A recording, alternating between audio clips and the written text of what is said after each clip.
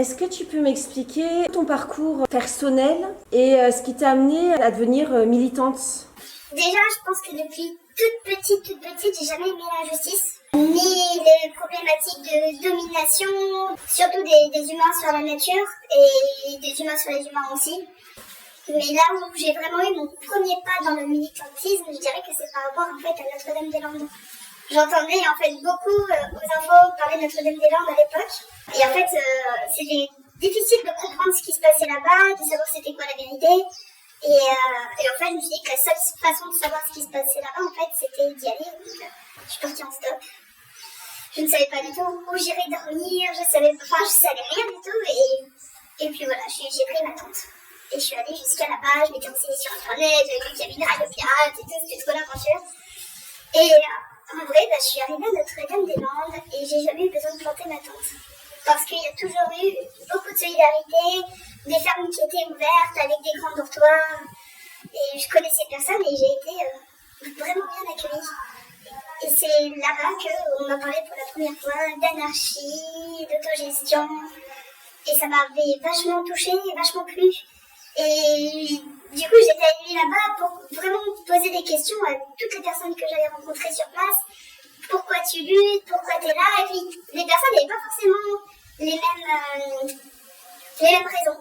Il y en a, c'était vraiment contre les projets inutiles. Il y en a qui étaient là pour vraiment défendre cette forêt, cette zone-là. Et d'autres qui étaient là pour vivre l'anarchie, pour de vrai et l'autogestion, parce que c'était devenu une zone libre.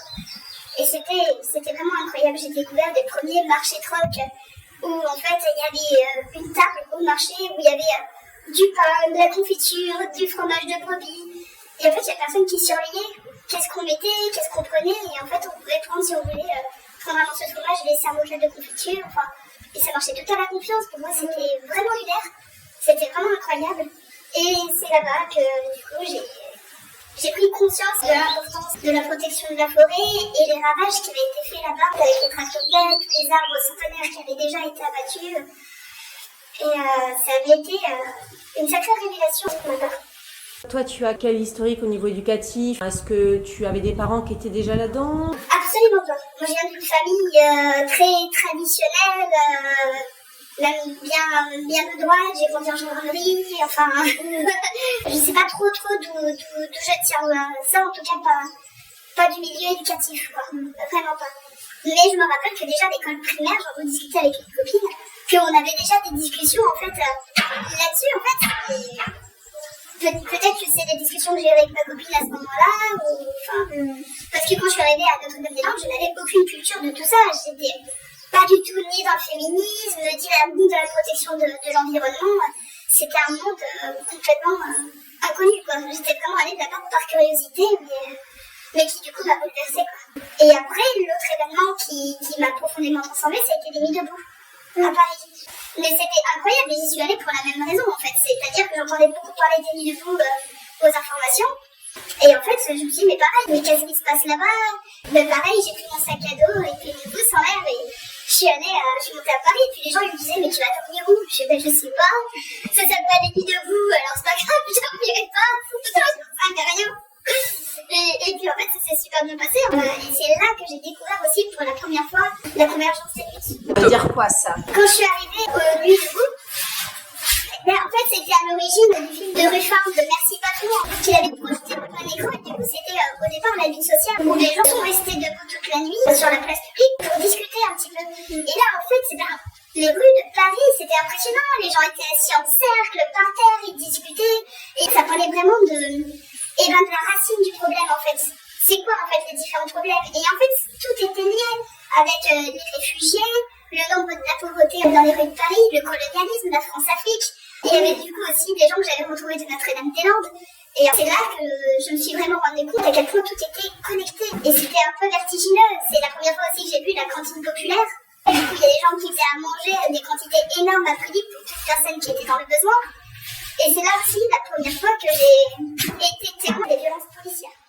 Et ça, c'était assez impressionnant parce que, comme avant, j'avais que les infos, j'avais un peu la croyance que bon, si on se faisait ramasser des lacrymos, bon, peut-être parce que la violence, elle partait de nous, et qu'après, on recevait on recevait des coups de matraque ou de grenades, et en fait c'est là-bas, je me suis rendu compte mais que pas du tout. J'avais vraiment l'impression qu'il y avait une volonté d'écraser ce qui se passait, une sorte de réveil. Et c'est là, enfin vraiment que j'ai pris conscience de tout ça, de l'origine des problèmes qui étaient bien plus grands que ce que j'imaginais, étaient beaucoup plus profonds.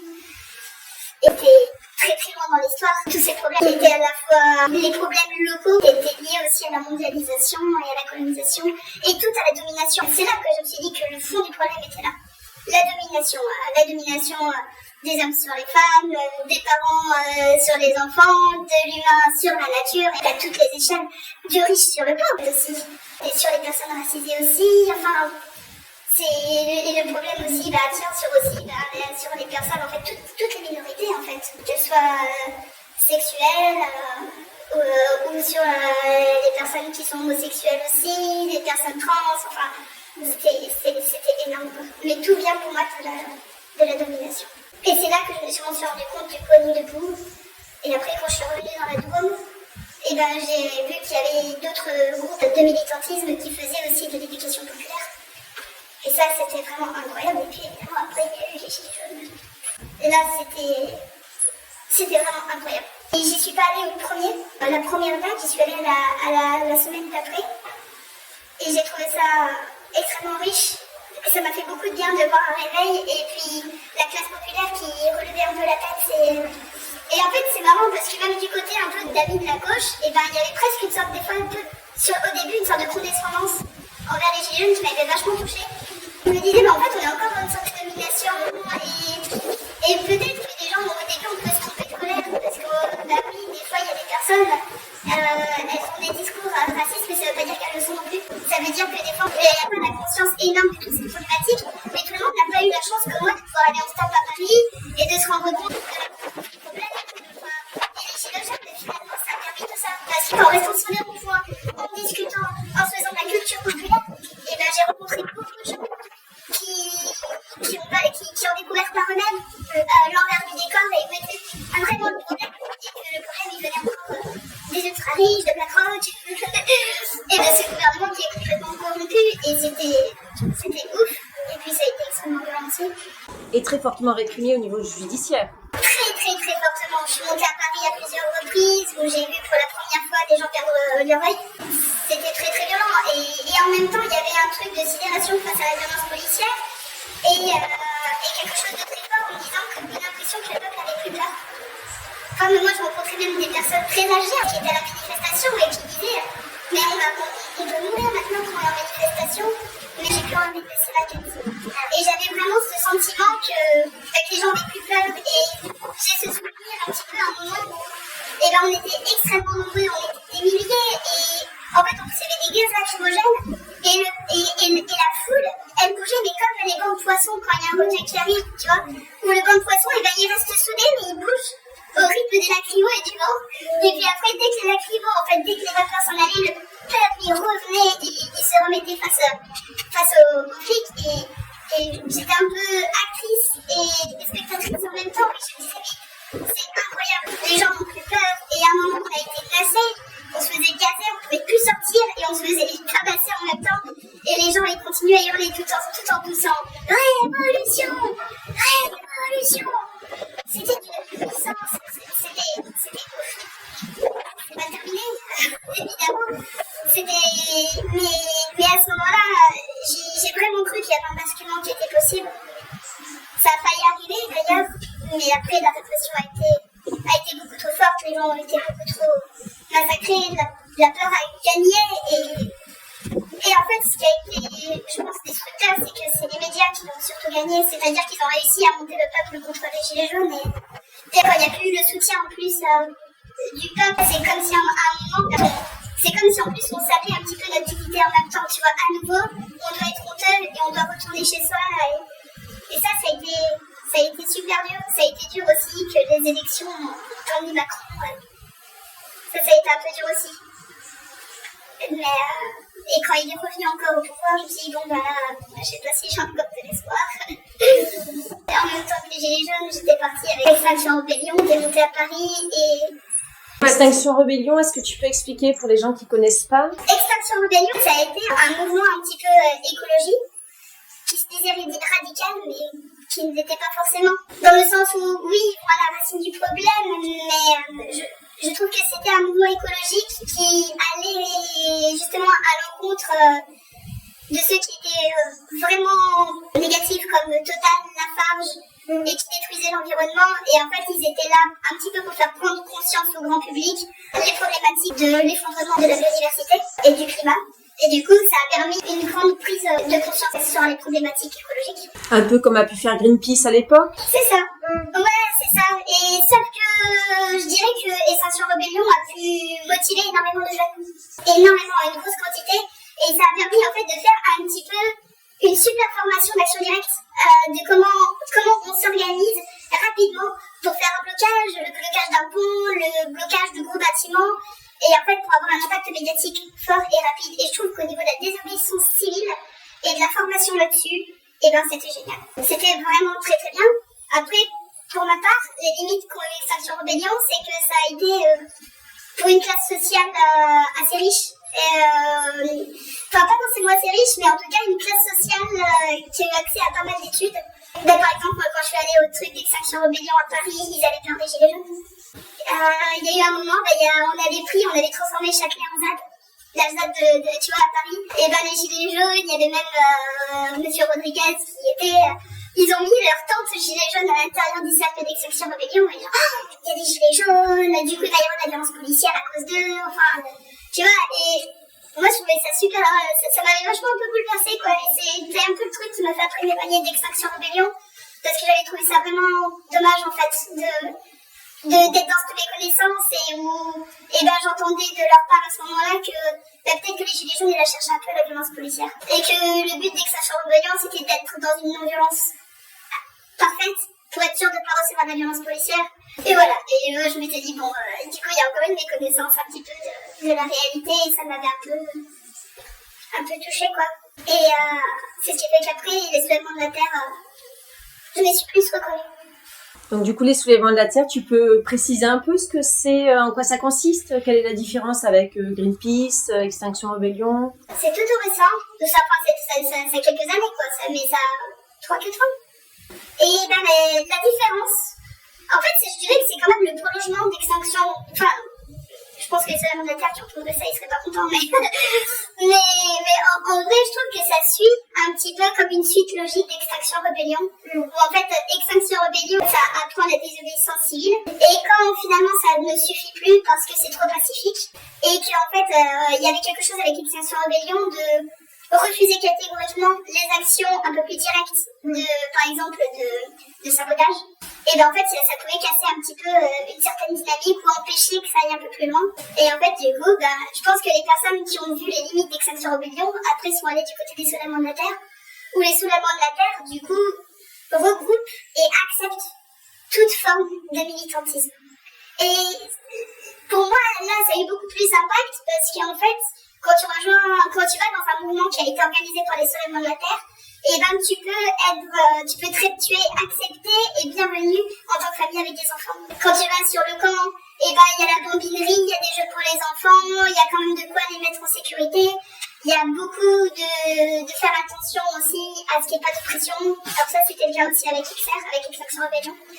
Mais en fait, des personnes qui ont plutôt aussi envie d'aller dans des actions un petit peu plus fortes que du symbolisme, et qui vont plutôt aller sur du sabotage ou de la destruction de matériel, et sont aussi acceptés parce qu'il y a eu quand même cette évidence qui est arrivée que en fait à un moment juste une manifestation ou juste peindre des bâtiments en rouge, et ça suffit pas.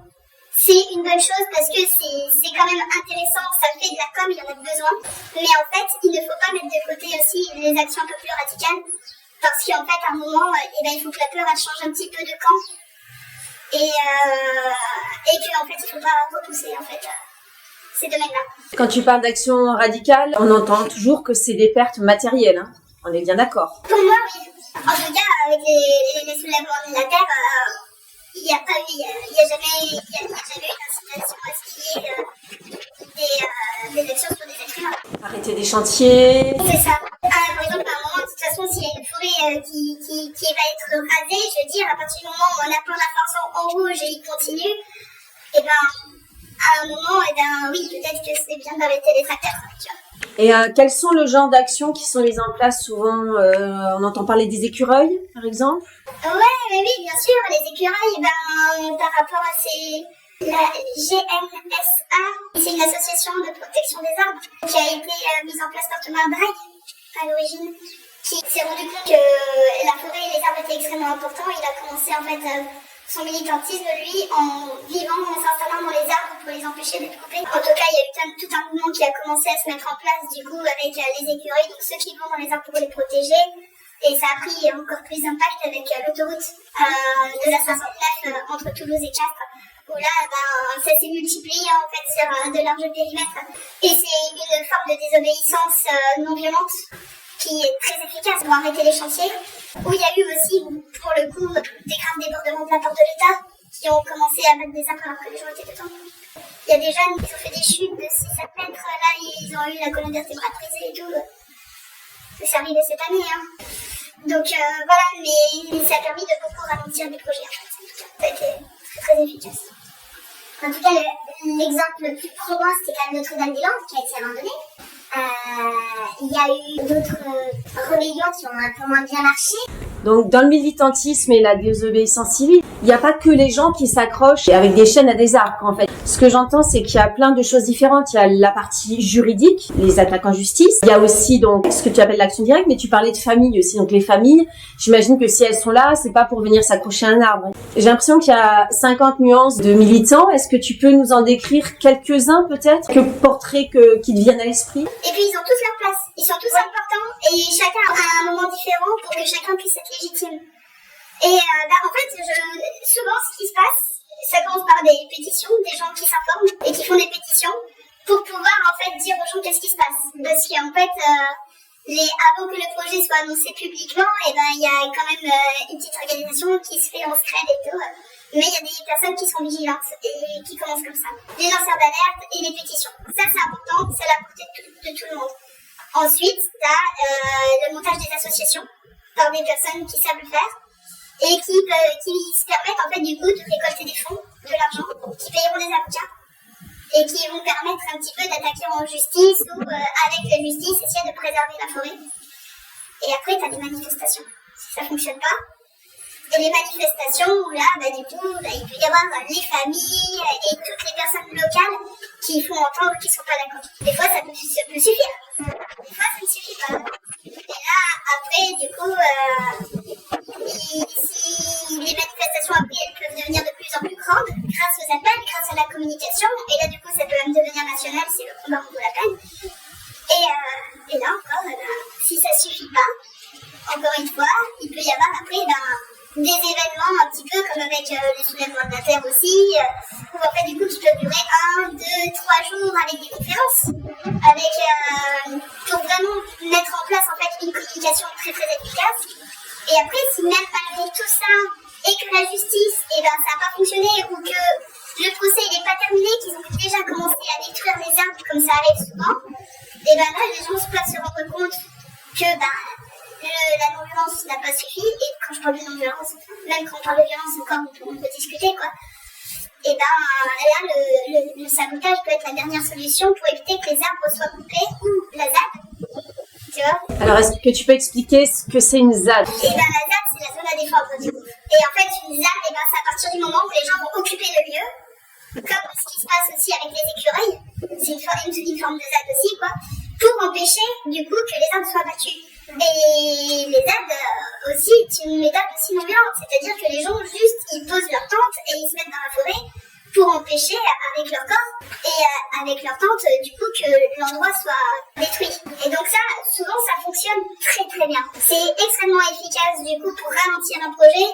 Et très souvent, la ZAD, elle est là en même temps que le juridique pour permettre de gagner du temps et que les arbres ne soient pas, et que la nature ne soit pas touchés avant que la justice soit faite, quoi. Et après, des fois, les altophènes, ils défont les tentes, ils détruisent tout.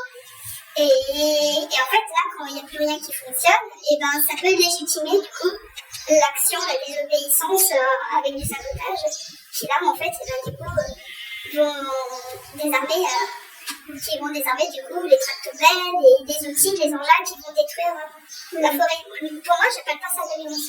Pour moi, c'est une sorte de légitime défense parce que, en fait, si on les empêche pas de détruire le permis de vivre, c'est nous, on va mourir à la fin. Et même toute la nature, donc la légitime défense pour moi n'est pas une violence. Voilà, c'est un appel de survie. Et en plus, ça ne concerne pas que notre propre survie, en fait, c'est la survie de nous toutes, en fait, même des flics qui nous tabassent, ils ont besoin de ces armes, en fait. D'autant plus qu'en fait, les personnes qui sont en face respectent pas toujours les lois. Parce que là, par exemple, il y a eu un appel vers chez moi, là, il y a pas longtemps. Vite, faut venir, ils sont en train de couper les arbres alors que le plan est pas fini. Bon, voilà, c'est pas toujours facile de rameuter du monde, là, ça n'a pas été le cas, donc les arbres ont été coupés quand même. Mais peut-être que ça aurait pu être empêché en ayant l'information plus tôt et en levant plus de monde finalement, parce que l'idée aussi, c'est d'être nombreux pour empêcher quelque chose. Donc le lanceur d'alerte, il faut qu'il soit très alerte et qu'il ait aussi accès au réseau assez rapidement. C'est ça. Et aussi que les gens ils soient à l'écoute avant que ce soit trop tard, parce que très souvent, malheureusement, tant que la forêt n'a pas commencé à être détruite, les gens y réagissent pas parce que c'est pas concret. Et après, une fois qu'on a commencé à détruire les arbres, on dit ouais, mais bon, fallait peut-être lutter avant. Ouais, mais en fait, il y avait 50 personnes qui luttaient avant, mais elles n'étaient pas entendues. Et il y a quelque chose en fait encore à travailler auprès des gens, c'est justement de commencer à lutter avant que ce soit trop tard, parce que eux ils ont plein de pieds sur l'échiquier bien avant nous, et eux ils commencent, c'est très souvent comme ce qui est arrivé chez toi, qu'ils commencent à détruire les arbres avant que le projet soit fait, parce qu'en fait ils se dépêchent, parce qu'en fait ils savent qu'à un moment les gens ils vont se lever, tu vois, tandis que si c'est trop tard, et ben les gens seront abattus comme les arbres, alors ah mince c'est trop tard, on est triste, et puis ça peut sabler un petit peu. On a envie de se battre en pensant que c'est trop tard, mais c'est jamais trop tard. Donc c'est pas bétonné, la vie a pour revenir. Et est-ce que tu aurais des conseils à donner à quelqu'un qui aimerait s'engager sur la protection de l'environnement, que ce soit au départ, lanceur d'alerte ou sur des actions directes? Qu'est-ce que tu pourrais conseiller? De pas le faire seul, peut-être. De trouver... c'est important, je trouve, d'être aussi avec des personnes de confiance et avec des amis, parce que ça se bouge. C'est pas facile de tenir, je trouve, et il y a besoin d'avoir des personnes ressources en fait avec qui échanger, de faire attention aux burn-out militants, parce qu'en fait c'est des projets qui nous tiennent tellement à cœur et c'est tellement fort, c'est tellement intense qu'on peut s'oublier dans la lutte, et comme il y a plus d'échecs que de victoires, en fait on peut vite être dépassé et blasé. Et puis peut-être de commencer petit à petit. C'est-à-dire, après, je dirais aussi d'écouter son cœur. Qu'est-ce qui résonne pour soi? Il y a des personnes pour qui les manifestations, ça fait peur. Et qui ne veulent pas y aller. Et qui préfèrent être dans la paperasse, dans l'administratif, ou dans le lanceur d'alerte. Et bien dans ces cas-là, en fait, il n'y a pas de mauvais rôles. Tous les rôles sont importants. Donc en fait, il faut faire vraiment qu'est-ce qui résonne et qu'est-ce qui te ressemble et dans quoi tu peux t'épanouir. Il n'y en a pas qui ont plus de valeur que d'autres. Même celui qui amène le café aux manifestants, c'est génial. C'est hyper important. Les écureuils, ils n'auraient jamais tenu sans les personnes qui faisaient des cookies qu'on balançait dans les arbres, tu vois. Donc en fait, toutes les places sont importantes. Comme au temps de la résistance, quoi. C'était vraiment, vraiment important. Et même juste celle qui transmet l'information. Celle qui va juste, il y en a qui vont juste discuter aussi avec les forces de l'ordre pour essayer de les calmer et de faire en sorte de gagner du temps. Il y a des personnes qui vont parler aux médias, il y a des personnes qui seront les médias qui diront la vérité. Si elle peut juste être s'informer, tu vois, même ne serait-ce que de s'informer et de ne pas croire à la propagande d'État, c'est aussi fort. Et puis après, si les personnes veulent monter dans la désobéissance et qui veulent monter un petit peu au fur et à mesure des désobéissances de plus en plus fortes et illégales, et ben, les conseils que je donnerais, c'est d'y aller petit à petit et de sentir ses propres limites, parce que ne serait-ce que d'être dans une manifestation, selon la place que tu as dans la manifestation, que tu sois derrière, au milieu ou sur le front, et ben faut s'écouter parce que c'est violent quand on est sur le front, c'est très violent. Moi j'ai vu des choses terribles. J'ai tenu à Sainte-Soline la tête de quelqu'un qui était en sang, qui était dans le coma, qui était très longtemps dans le coma, et c'est violent en fait de vivre ce genre de choses. C'est violent de voir une personne perdre une main. C'est violent de se dire que peut-être ça sera nous et qu'on va recevoir une grenade à nos pieds. Donc c'est bien d'y aller si on n'a jamais été en manifestation, de faire par étapes, de sentir comment on le vit, et après de monter. Et j'ai aussi une personne qui veut aussi après faire des actions un peu de sabotage. Ce que je dirais, c'est que la personne, déjà, elle a intérêt à faire très très attention. Parce que il a une répression extrêmement forte.